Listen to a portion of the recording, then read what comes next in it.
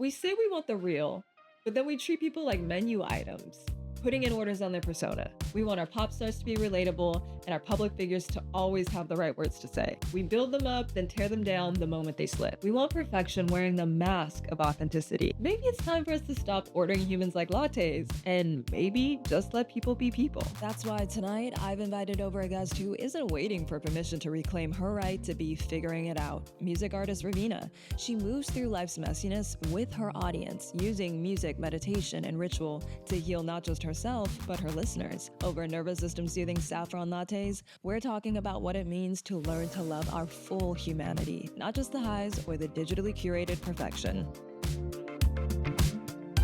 Where do we begin?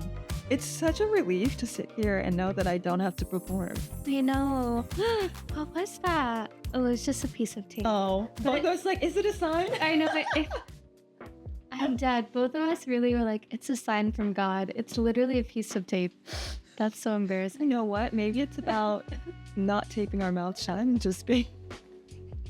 I love it. I love it. I'm so happy that, yeah, I don't have to perform. And you don't have to perform. Yeah, I'm excited. And that's such a big thing for me right now, is thinking about, I don't know, I think we're in a weird space culturally where we have been in this mode of like hyper, I don't even know how to describe it. Like we had the consumption, hyper consumption, but also hyper curation. Like now that we all have the ability to build a world with our phone and build this persona of who we are and create our own universes, as much as it is allowing so many people to be themselves, I think at the same time it's rewiring our brains to be a product. And I think in a lot of ways, and I think we're also expecting the same from the people that are on the stage, in the public, the pop stars, the artists we love. And you're somebody who's kind of just like that, which I love. I'm glad you feel that. Yeah, and it's so refreshing, and it's such a reminder every time I see you on my feed that, oh, that's a place that I also can embody. That it doesn't have to be some marketable, branded, put together version of myself, because so much of your communication online with your audience is about, here's what I am in process. And I really appreciate that. And I'm also very curious when you decided to dive into that. I don't think it was a choice. I think it was just like, I wish I could be mysterious. Mystery was not meant to be a part of, your offering to the world. So what is? Obviously, spirituality is a huge part of my life. Like, it's pretty mysterious for a lot of people. Yeah, it's a mysterious realm, but just being in the realms, hopping portals, meditating, being in process, healing, those are all very central forces in my life. But I think recently my life kind of got completely rejigged and fell apart in a lot of ways the last few months. And I'd kind of worked my whole 20s to build this really beautiful, soft, kind of my idea of perfection life. Yeah, and like, this is a foundation. This is a rock for me to stand on. Exactly. And then life was like... yeah, life was like, that's nice. That's nice. Try again. Yeah, literally. So I've been contemplating just how maybe my offering is just being super raw and just being here and being... Maybe it wasn't to have it all together. Yeah. I think that actually I realized recently that people really look to me as a person that they see as having it all together and like super peaceful and super just interesting. Like peaceful or successful or all these things. And I guess in some ways a lot of good things have aligned and I've built something really beautiful to stand on, but I'm still really human, going through it and learning loss and grief and like calamity in new shades, which is important. There's this book called The 5 Givens. What? It's in my bag. I got it at a monastery yesterday. No way! What? No way. This is one of my favorite books. I literally thought. Okay, I guess it's not the fun. Yeah, The Is Five that- Things You Cannot Change by David Rico. Yeah. And he also wrote a book, How to Be an Adult. Those are my, like, Bibles. Okay, so the 5 givens is that everything changes and ends. Things do not always go according to plan. Life is not always fair. Pain is a part of life. Yeah. And people are not loving and loyal all the time. Yeah. And that's just like simply it. And then he Yeah. offers ways to accept that and still be open-hearted and still show up as an embodiment of love, which is like, after I read that, I'm like, Yeah. people are not loving and loyal. But yeah, I don't know why I brought up the 5 givens, but That's such a trip. No, literally, I was at this Buddhist, this monastery in Santa Barbara. Santa Barbara is one of my favorite places on planet Earth. Same. And then there's this bookstore, and I got it. And then you also got a reading it. little angel today. Yeah. The universe is just handing you things. Oh.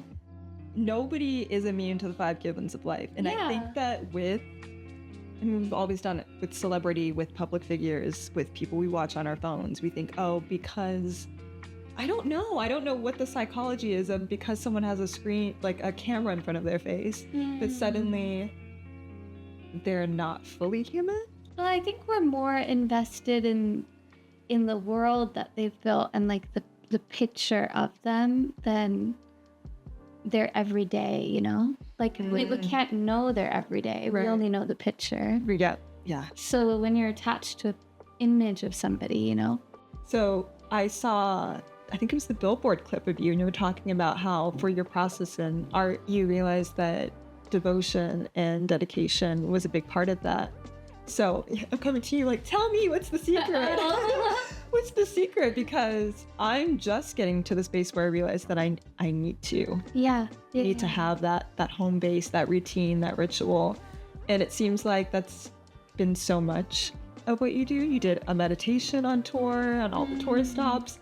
How did you get into that? Is it part of your upbringing, or is it just an endeavor you decided to take on for yourself, to like whip yourself into shape? Oh, I think that I used to not be such a routined person.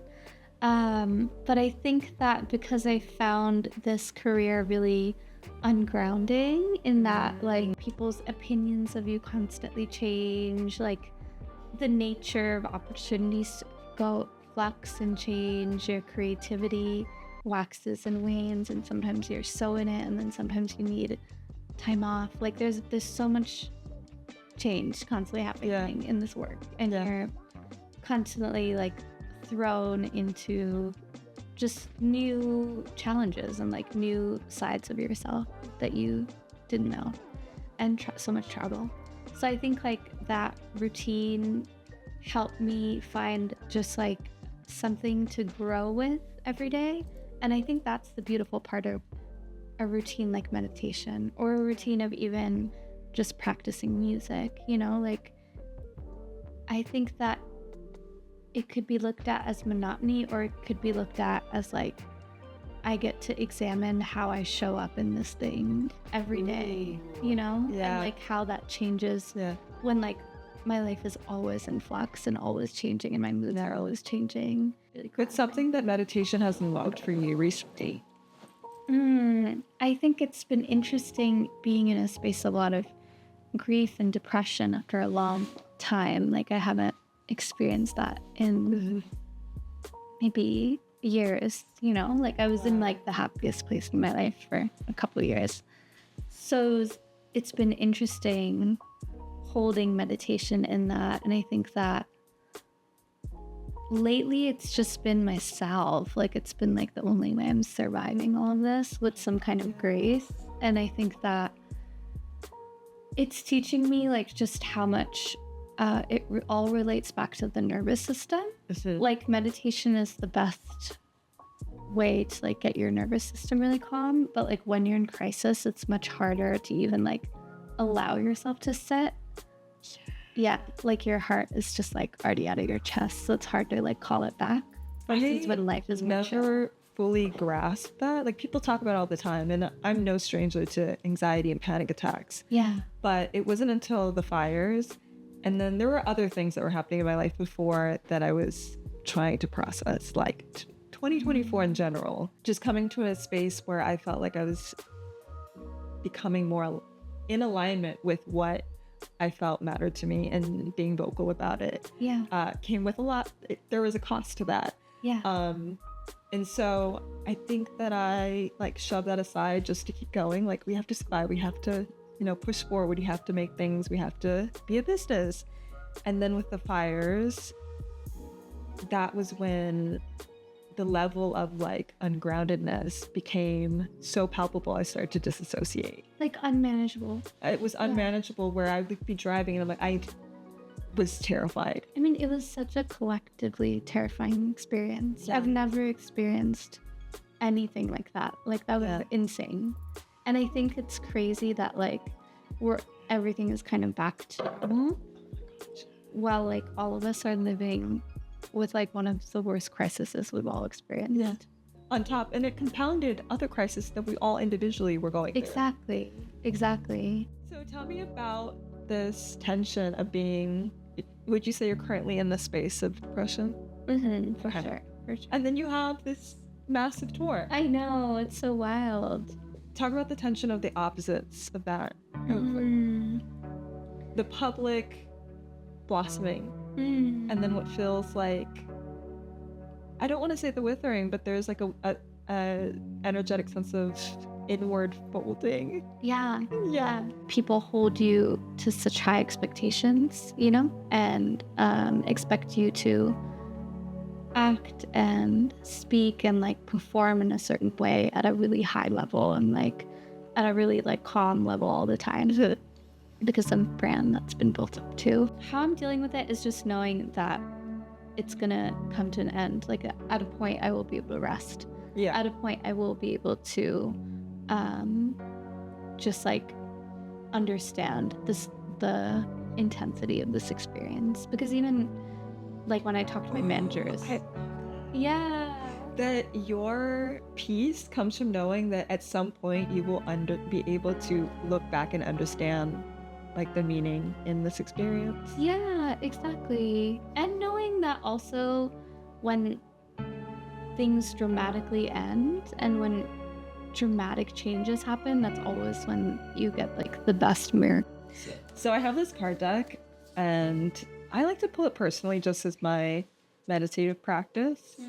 As much as I was saying I was resistant to it, there's something about imagery that is so powerful to me. Yeah. And specifically archetypes. I feel like public figures are archetypes that we look to tap into ourselves, and this deck is a way for me to connect with that in some way and like look within. And I like to just ask like what archetype has some like medicine or some wisdom for me in the moment.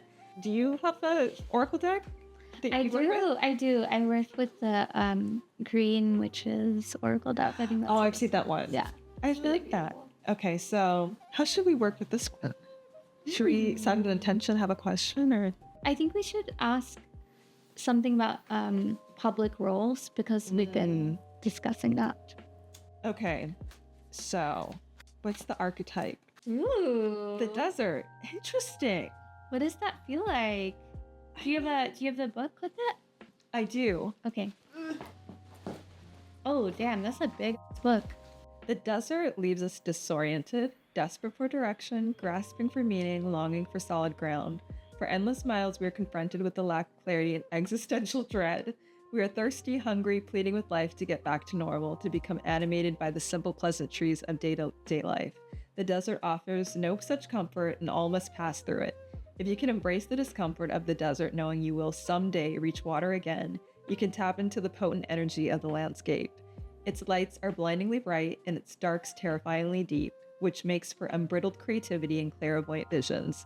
Truths reside in the desert that otherwise remain hidden. The crows, the shadows, and the coyotes' call surround you. Let the winds and sands work their deep magic, weary traveler. Wow. Does it feel relevant?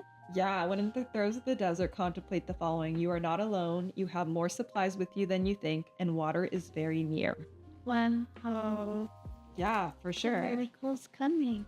I think this speaks so much to, I was saying that I was really looking forward to having this conversation with you because I didn't have to perform. And even talking to Will off camera, setting up this shoot, I was like, I'm so stressed because I feel like I need to be like the leader and have it all together. And I'm oftentimes doing all the roles. Yeah. And I'm really exhausted. Yeah. And now just like recently, like going through this process of like narrowing down certain chronic illness things is that I'm realizing that I have to learn to be so much more gentle with myself in the process and allow myself to be compassionate in the space of the unknown. Wow. Which is very uncomfortable for me. And then also to, see that there is something valuable in, just showing up as is. Yeah. I love that. I thank you for encouraging me to show up as is too. Okay, beautiful. I'm gonna think about this. Advice for my public role self. I need it. Ooh, Pilgrim. what is this? Never seen this. What does the pilgrim make you think of? I know. For the pilgrim, an outward journey is always an inward journey. This archetypal wanderer seeks wisdom, experience, and meaning in the farthest reaches of the globe and the deepest regions of the spirit. Others will wonder when the pilgrim will settle down and claim a more conventional life, but the pilgrim knows that the heart belongs in motion. Where there is motion, there is freedom, expansion, and growth. Responsibilities, social conventions, and logistics lull us to sleep, and soon the pilgrim becomes veiled in the slumber of the day-to-day. Yet when this archetype awakens, it rallies our sense of adventure and leads us out the door towards a new reality. With the pilgrim at your side, you will never lack courage, nor do you need every amenity. Travel light, travel soon, your spirit needs it. Wow, this is crazy because I just left my house. That was like my sanctuary because of the fires. Because my house got impacted by the fires. So it didn't burn down, but it lost a lot of stuff, and it was uninhabitable. But I was thinking about how I need to use this time as a time to figure out just an alternative way of living, like not being so tied to the high cost of living in LA. Like I really want to start an eco village with my friends. I really do. You are the community girl. No. Like I really want to. Like I just want to create a shelter with my friends and homeschool our kids and live. Oh my gosh. Off grid and off land. But now I'm I need to find out how to do it, and that takes time. It takes travel. It takes research. It takes going to different communes and going to different natural building workshops and nourishing this life. So this feels crazy relevant.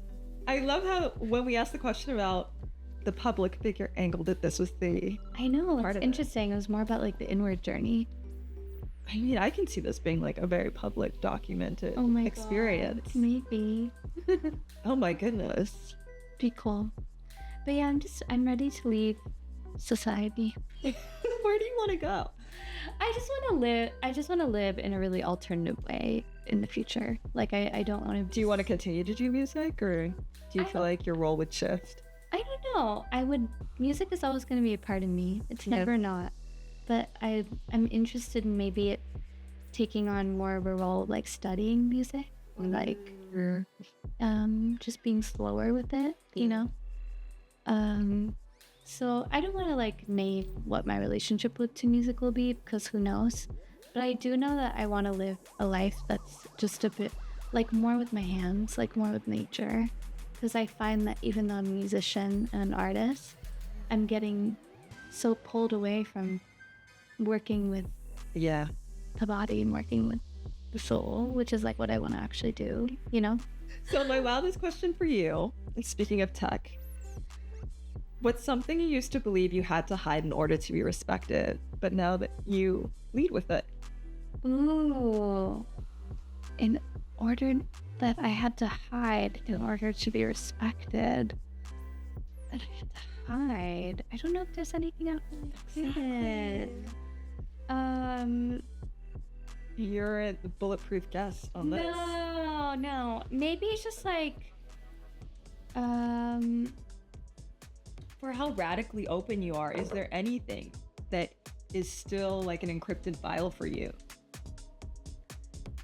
I don't know. I don't think there's anything. I don't know. I'm trying to make something up at this point. I really feel like I'll just make something up. Like, I love that this question totally sets up the episode, which is why I wanted you here, is like a public figure that has who is so authentically themselves out loud, that there is nothing that you haven't integrated. There's no shadow that you haven't integrated, because your respect for yourself is more important than anything else. So it just speaks to the level of integrity that you move with. And I love that. That's so sweet.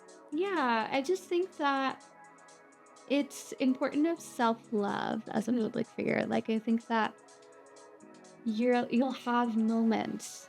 The polar bears. I'm just struggling. But you'll have, like, any public person will have moments where they're just imperfect, and when they say the wrong thing, and when they're upset, and when they have bad days and they can't show up, and they have to do it all in front of people, and allow people to judge them. And I think that if you know your core and know that you just love yourself for the full breadth of who you are, then you can do that publicly too. Like, I feel like I'm publicly just loving the full breadth of who I am and being like, I hope you love that too, but if you can't, that's also okay, you know, like, you don't have to. Raveena had me thinking about a lot, and I had to write it down. And what I was thinking is that maybe when we learn to love our own mess, we'll start championing making space and spotlight for people who are as beautifully flawed and human out loud as we dream to be. This was a wild night in.